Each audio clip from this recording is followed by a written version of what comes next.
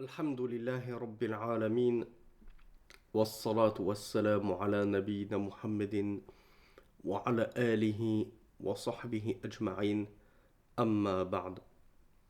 On se retrouve mes frères et sœurs pour poursuivre notre explication des conditions de la parole d'unicité La ilaha illallah. Alors la quatrième condition de la parole d'unicité La ilaha illallah, on avait vu, c'était as-sidq, donc la sincérité, qui n'est pas donc l'ikhlas, puisque l'ikhlas n'est pas la sincérité, mais la pureté, l'exclusivité. J'espère que maintenant c'est vraiment compris et assimilé. Donc as-sidq, elle s'oppose au mensonge, à l'hypocrisie, de la même façon que al-ikhlas s'oppose quant à elle au shirk et à l'ostentation. Donc le cheikh Abdul Razak al-Badr hafidhahullah nous dit bi an yaqulaha sadiqan min qalbihi. Donc cette véracité, c'est le fait que la personne dise la ilaha illallah et elle est véridique en cela. Elle le pense réellement. Donc qui sont ceux qui le disent tandis qu'ils ne sont pas véridiques, ils ne le pensent pas sincèrement? Les hypocrites et ceux assimilés à ces gens-là.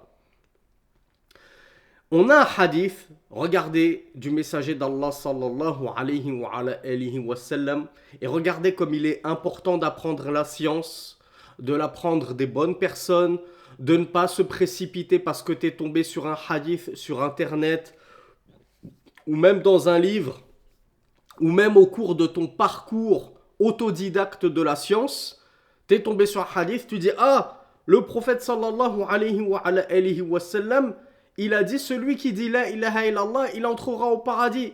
Donc ça tombe bien, ma mère elle est chrétienne, trinitaire, elle est chrétienne mais non trinitaire.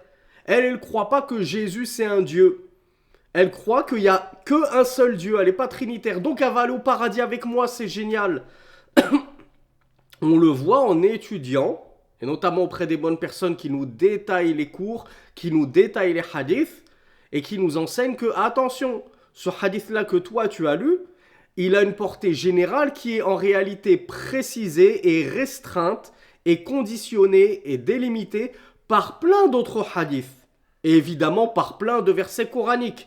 Il ne faut pas le comprendre dans son sens absolu. Quiconque dit la ilaha illallah entrera au paradis. Parce que comme on l'a vu, même les hypocrites disent la ilaha illallah.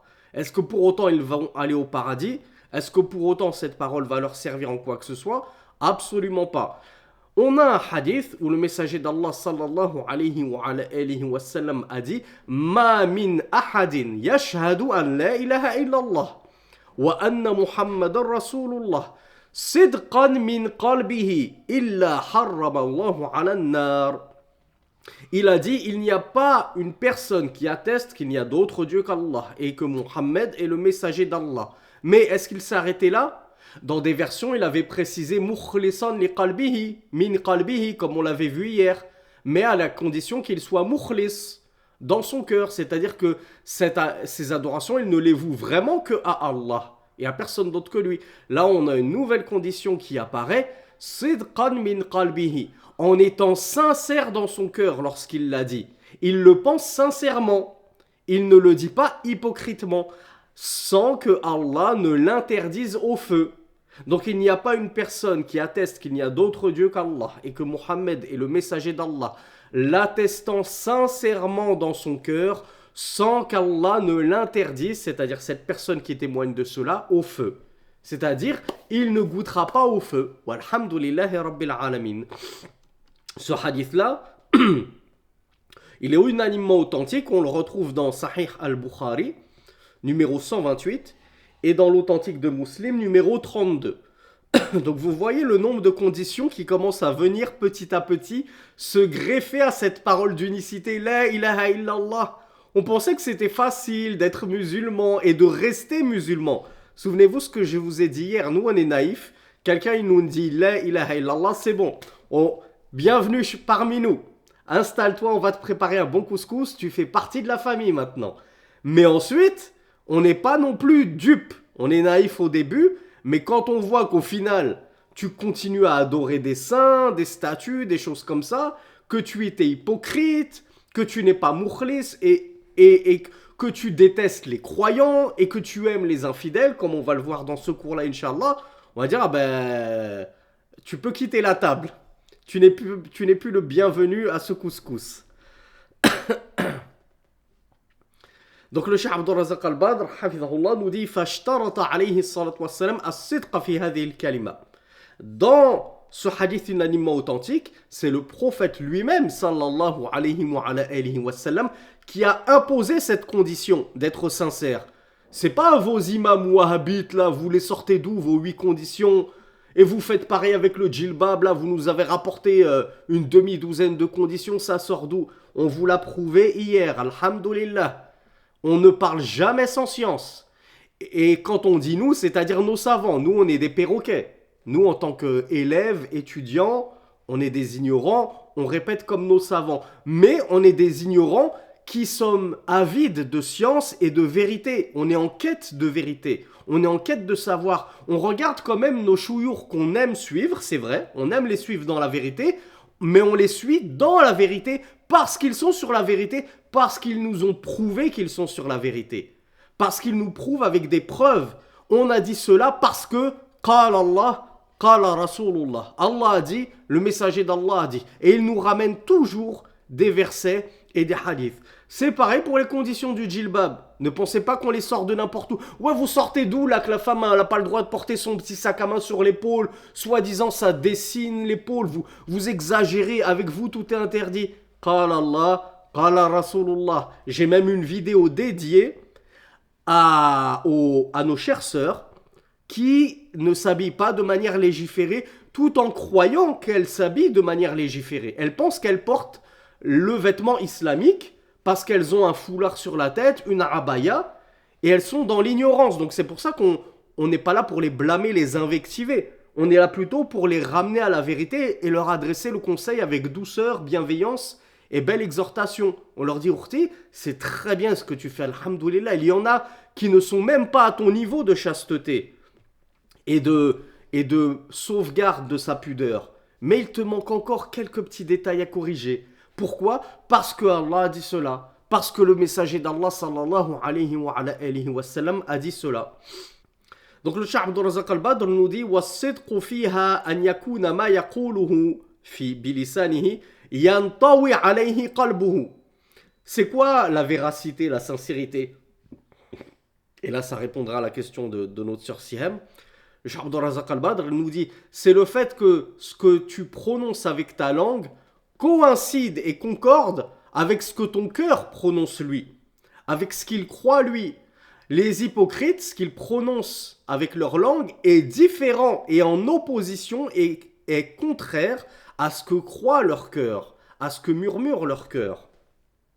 Merci à Aïcha qui nous apporte un verset que le Cheikh n'a pas cité, de la sourate 48, verset 11, et ils disent avec leur langue ce qui n'est pas dans leur cœur. Et le Cheikh Abdul Razak al-Badr, hafizahullah, il nous rapporte le tout premier verset de la sourate Al-Munafiqun. Je ne sais pas si on l'avait lu hier. Oui, on l'a lu hier. إِذَا جَاءَكَ الْمُنَافِقُونَ قَالُوا نَشْهَدُ إِنَّكَ لَرَسُولُ اللَّهِ وَاللَّهُ يَعْلَمُ إِنَّكَ لَرَسُولُهُ وَاللَّهُ يَشْهَدُ إِنَّ الْمُنَافِقِينَ لَكَاذِبُونَ. Allah Azza wa Jal nous dit dès le début de la sourate, les hypocrites, verset 1. Lorsque te viennent les hypocrites, ils disent, nous attestons que tu es le messager d'Allah. Comme on l'a vu, il est impossible de trouver quelqu'un qui atteste de la messagerie du messager d'Allah sans attester au préalable de l'unicité d'Allah. Ce serait mettre la charrue avant les bœufs. On a dit le cas d'Abu Sufyan, il est particulier. Lui, il attestait de la première partie de la shahada au départ, mais il avait du mal avec la deuxième partie. Mais on n'a encore jamais vu quelqu'un qui dit oui, j'atteste que tu es le messager d'Allah, mais j'ai du mal à attester qu'il n'y a d'autre Dieu qu'Allah. C'est impossible. Donc s'ils attestent que Mohammed est le messager d'Allah, c'est qu'ils feignaient et ils prétendaient adhérer au monothéisme d'Allah. On est d'accord. Qu'est-ce qu'Allah dit? Allah dit, et Allah sait que tu es certes son messager.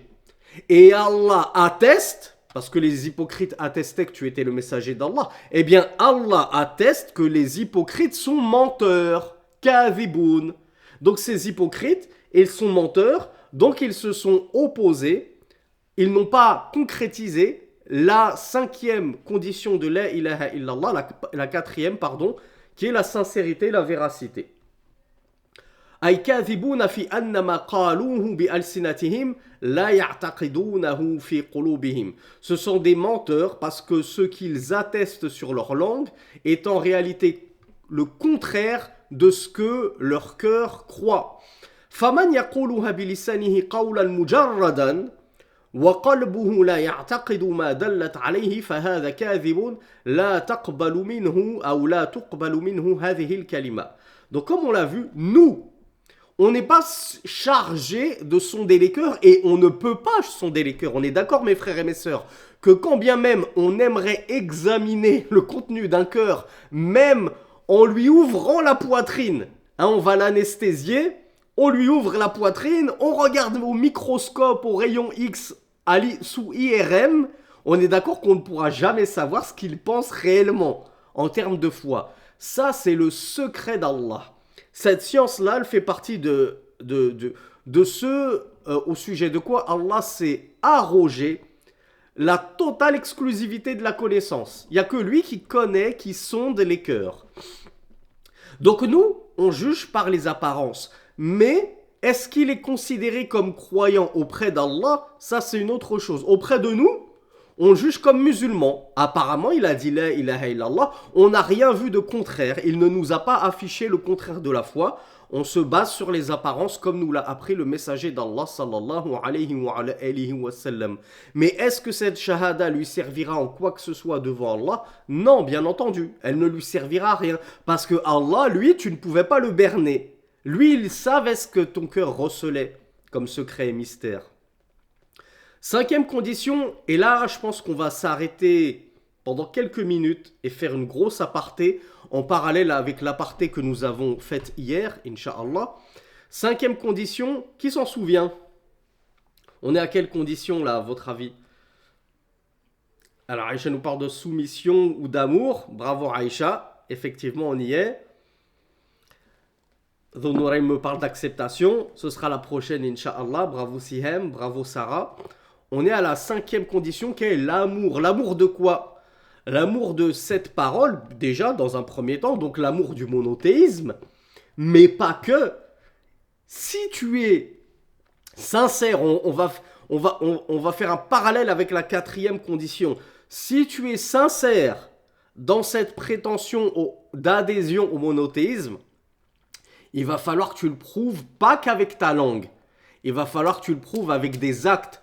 Parce que même les hypocrites, comment est-ce qu'ils prouvaient leur foi? C'était pas juste avec la langue, sinon ils pourraient berner tout le monde. Les croyants, ils avaient besoin de preuves en plus. Bismillah. Bravo. Les hypocrites faisaient la prière. C'est pour ça que Rasulullah sallallahu alayhi wa sallam avait dit la prière la plus lourde envers les hypocrites, c'est celle du Fajr et du Aïcha.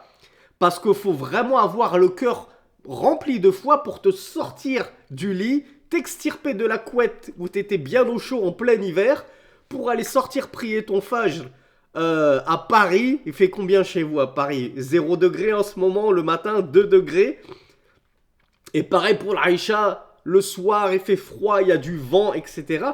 Faut avoir la foi. Ben, les hypocrites, eux, ils venaient fanfaronner au Dhuhr, au Asr, au Maghrib, et au Fajr et au Aïcha, tu les voyais plus. Ils disparaissaient parce qu'ils n'avaient pas la foi. Elles n'avaient pas la foi qui leur permettait de s'extirper du lit et de sortir affronter les intempéries. Mais malgré tout, ils essayaient de faire semblant de prier devant les croyants. Ah non, si, souviens-toi, tu m'as vu quand même à la mosquée hier au Dhuhr. Donc ne dis pas que tu m'as jamais vu à la mosquée. Il faisait des actes. Donc toi, si tu es sincère dans ta prétention que tu aimes la ilaha illallah, tu aimes le monothéisme, eh bien, tu vas devoir le prouver. Et on va voir les implications de cela. Le Cheikh Abdul Razak al-Badr. Alors, Évidemment, ça s'oppose à quoi, cette cinquième condition? Elle s'oppose à la détestation. Le fait que tu détestes la ilaha illallah et en réalité toutes ses implications. Parce qu'il y en a qui vont vous dire non, mais moi cette parole, je la déteste pas. Je dis, raconte ce que tu veux, c'est pas mon problème. Je vais pas détester quatre mots l'un à côté de l'autre. Ouais, certes, quand t'entends cette parole, peut-être que toi ça te fait pas frissonner, que tu t'en moques totalement. Par contre, tu vas détester de nombreuses implications. Et c'est là où le bas blesse. Et c'est là où on a de grands manquements dans notre umma, comme nous allons le voir, Inch'Allah. Donc le cheikh nous dit بأن يحب قائلها الله ورسوله ودين الإسلام. Ça veut dire quoi cette cinquième condition? C'est le fait, c'est pas juste d'aimer la ilaha illallah. Le cheikh Abdul Razak al-Badr nous dit c'est qu'il aime Allah, bien entendu, qu'il aime Rasulullah, bien entendu, qu'il aime la religion de l'islam, bien entendu. والمسلمين القائمين بأوامر الله الواقفين عند حدوده. Mais c'est également aimer les musulmans qui s'accrochent à leur religion, qui respectent les ordres d'Allah et qui se tiennent aux limites d'Allah. Comment ça se fait que toi, tu prétends à la ilaha illallah et cette sœur, parce qu'elle s'habille tous les jours en noir, elle s'habille en djilbab, en niqab, etc. Tu la détestes juste pour son apparence? Parce que paraît-il, elle te fait peur? Paraît-il que c'est trop extrême, etc. Il est où ton la ilaha illallah? C'est ta sœur en Allah. Et en plus, elle s'habille mieux que toi. Elle est en apparence plus chaste que toi. Et tu la détestes pour cela? Pour son accrochement à sa foi, son accrochement à la religion? Et toi, Akhi, ce frère-là, tu le détestes parce qu'il veut pas venir jouer avec vous entre le Maghrib et l'Aïcha, parce que ça lui fait rater ça l'obligerait à rater ses prières que vous ratez. Et tu vas dire, oh lui, vas-y, laisse tomber, on peut pas s'amuser avec lui, c'est un rabat-joie. On peut pas s'ambiancer avec lui. Le soir, on veut jouer à la play, il nous dit, ah non, c'est haram, etc. Tu vas le détester parce qu'il s'accroche à sa religion. Mais où est la cinquième condition de la ilaha illallah? D'aimer cette parole, ça implique d'aimer Allah, son messager, sa religion, et d'aimer les croyants qui s'accrochent à la religion d'Allah. Tu ne dois pas les traiter d'extrémistes, tu ne dois pas les traiter d'intégristes. Et là, je vais lire un petit peu plus loin, et puis on va ouvrir notre grande parenthèse, mais faites-moi penser à revenir sur cette phrase. Détester un musulman parce qu'il s'accroche à sa religion et le traiter en plus d'intégriste pour cela. Le Cheikh Abdul Razak al-Badr nous dit, et parmi les implications de cet amour, an yubrida man khalafa la ilaha illallah. Tu dois détester ceux qui contredisent la ilaha illallah. Wa ata bima yunaqiduha min shirkin wa kufrin. Quiconque va apporter le contraire de la ilaha illallah en termes d'association, de mécréance, tu dois le détester. ومما يدل على اشتراط المحبة قول الله سبحانه وتعالى عن الكفار والمشركين. Et parmi ceux qui prouvent les propos du shirk, regardez Allahumma barik comme il nous apporte toujours les preuves, le shirk, le verset 165 de la sourate Al-Baqarah, la vache. Alors bienvenue au club Dhun Nurayn. Bienvenue au club des... Excusez-moi, il a employé un terme un peu grossier pour dire t'es ennuyeux, qui commence par CH. Hein, on lui dit qu'il est ennuyeux parce que il a découvert la salafia et du coup maintenant il s'accroche à sa religion. On doit être nombreux dans ce cas-là. Je suppose que c'est pas le seul à se reconnaître dans ces propos-là. Et alhamdoulilah, bienvenue au club parce que ce club-là, il s'appelle At-Ta'ifa al-Mansoura. Il s'appelle le groupe victorieux. Alhamdoulilah, comme on l'a vu hier, c'est une fierté d'appartenir à ce club-là. C'est pas une honte. Allah Azza wa Jal nous dit dans le verset 165 de la sourate Al-Baqarah, la vache, وَمِنَ النَّاسِ مَنْ يَتَّخِذُ مِنْ دُونِ اللَّهِ أَنْدَادًا يُحِبُّونَهُمْ كَحُبِّ اللَّهِ وَالَّذِينَ آمَنُوا أَشَدُّ حُبًّا لِلَّهِ. Et parmi les gens, il y en a qui prennent en dehors d'Allah des égaux, des semblables, qu'ils vont aimer comme ils aiment Allah. Ils vont aimer Allah, c'est vrai, mais ils aiment aussi d'autres comme ils aiment Allah. N'est-il pas que les chrétiens, ils aiment Jésus comme ils aiment Allah? Et ça, c'était les chrétiens de l'époque. Je vous mets au défi de demander aux chrétiens aujourd'hui sur TikTok, par exemple, les évangélistes, vous préférez qui, le Père ou le Fils? Vous ne les entendez que dire Seigneur Jésus, Seigneur Jésus, Seigneur Jésus. Il est très rare de les entendre dire Seigneur notre Père. En réalité, ils préfèrent le Fils plus que le Fils qu'ils se sont inventé, plus que le Père. Donc non seulement ils aiment des semblables à Allah, mais en plus ils les préfèrent même à Allah. Ils préfèrent leur Jésus, qu'ils ont pris pour divinité, au-dessus du Père qui est soi-disant la base des bases. Soi-disant. Et Allah nous dit quoi à la fin de ce verset? Et ceux qui ont cru, les musulmans, les vrais croyants, ashaddu hubban lillah, aiment bien plus Allah encore. Nous, les musulmans, on aime bien plus Allah que ces prétendus adorateurs d'Allah qui soi-disant aiment le Père, soi-disant aiment le Seigneur des mondes, que les Juifs qui soi-disant aiment, comment ils l'appellent, Yahvé, Jéhovah, je ne sais pas comment ils l'appellent, des petits points I, E, U, parce que soi-disant il faut pas écrire son nom, ils se sont inventés tout un tas de choses rocambolesques.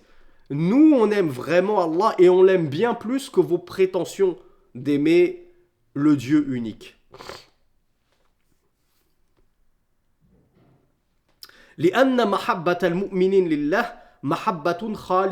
Pourquoi est-ce que les croyants, ils aiment bien plus Allah et le Seigneur des mondes que ses associateurs? On rappelle que les chrétiens, les juifs, ce sont des associateurs. Et le Cheikh Abdul Razak Al-Badr nous dit, car nous, notre amour d'Allah, il est fondé sur Al-Ikhlas, la pureté du culte, l'exclusivité du culte. On n'a pas d'association dans notre culte. وَأَمَّا مَحَبَّةُ الْمُشْرِكِينَ لِلَّهِ فَمَحَبَّةٌ سُوِّيَ فِيهَا غَيْرُ اللَّهِ بِاللَّهِ. Tandis que leur amour à eux, l'amour des associateurs envers Allah, c'est un amour dans lequel on a mis à pied d'égalité, dans l'amour notamment, Allah et d'autres qu'Allah, comme un fils, comme un ange, comme des rabbins, et ainsi de suite. وَلِهَذَا يَقُولُونَ يَوْمَ الْقِيَامَةِ إِذَا أُدْخِلُوا النَّارِ تَاللَّهِ إِن كُنَّا لَفِي ضَلَالٍ مُبِينٍ إِذْ نُسَوِّيكُمْ بِرَبِّ الْعَالَمِينَ. Dans la sourate, je crois que c'est à Shu'ara, encore écrit en tout petit dans mon truc. Oui, dans la sourate Les Poètes, versets 97 et 98, Allah Azza wa Jal nous dit, en citant justement les infidèles associateurs qui seront en train de brûler dans le feu, par Allah, c'est là qu'ils se mettent à jurer sur Allah. Là, il n'y a plus je jure sur le Christ, je jure sur Jésus, je jure sur la Vierge Marie. Non, tout d'un coup, il n'y a plus que Allah. Ils diront par Allah, nous étions certes dans un égarement manifeste lorsque nous vous associons, lorsque nous vous mettions au même pied d'égalité que le Seigneur des mondes.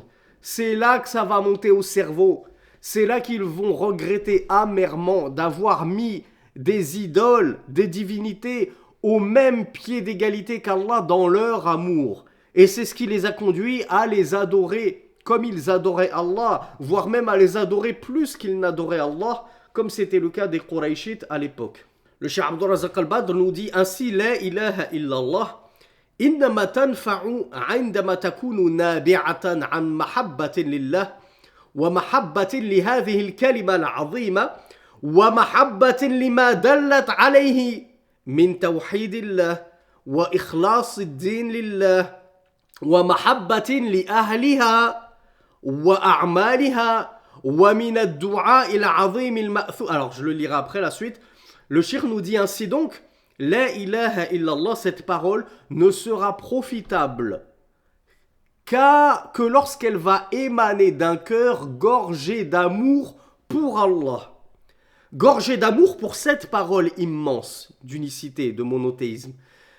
Gorgé d'amour pour ce qu'elle va impliquer, ce à quoi elle va conduire Tout ce qu'implique cette parole, elle implique quoi? Elle implique que j'agisse en fonction du monothéisme. C'est-à-dire qu'elle va impliquer que je me soumette à Allah, que je respecte la religion d'Allah, les lois d'Allah. Faites-moi penser à revenir dessus.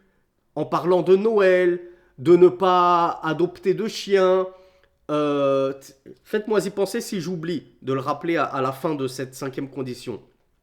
Qu'est-ce qu'elle va impliquer? Le Cheikh Abdul Razak al-Badr, elle nous dit, elle va impliquer le tawhid d'Allah, son unicité, ikhlasuddin lillah, le fait de lui vouer en toute exclusivité toutes nos adorations. Tu dois aimer cela. Tu dois aimer cette pureté du monothéisme, cette pureté de la religion. Elle va impliquer d'aimer ces gens, ces adeptes, c'est-à-dire tu dois aimer les musulmans et les musulmanes, comme tes frères et sœurs. Tu dois aimer les actes inhérents à la ilaha illallah. Et parmi, donc regardez, quand on parle de cinquième condition, aimer la ilaha illallah, comprenez-le bien, ça a de très lourdes implications que tu vas devoir prouver au quotidien. C'est pas une prétention, oui j'aime Allah, j'aime le monothéisme, prouve-le nous. Comment ça se fait que tu détestes cette sœur?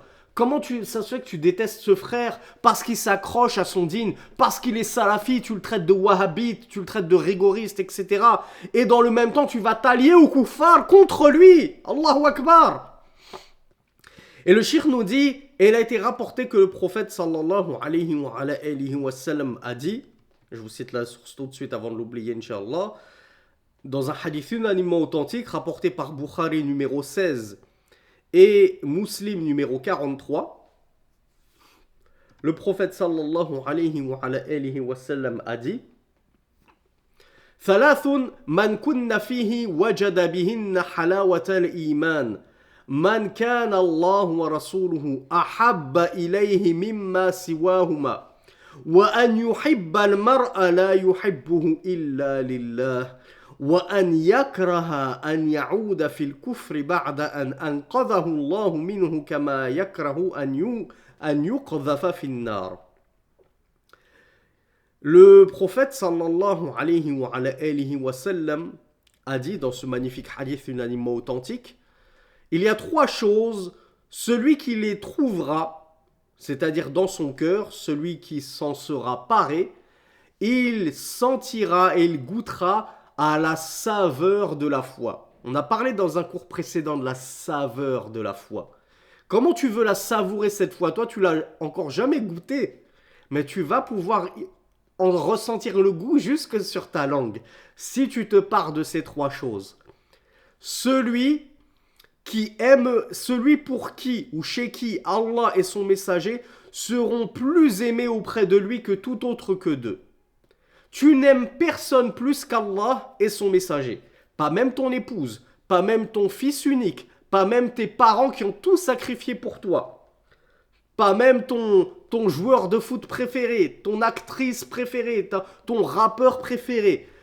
Celui que tu aimes le plus, c'est Allah, puis le messager d'Allah, puis ensuite éventuellement ton père, ta mère, ta femme, tes enfants.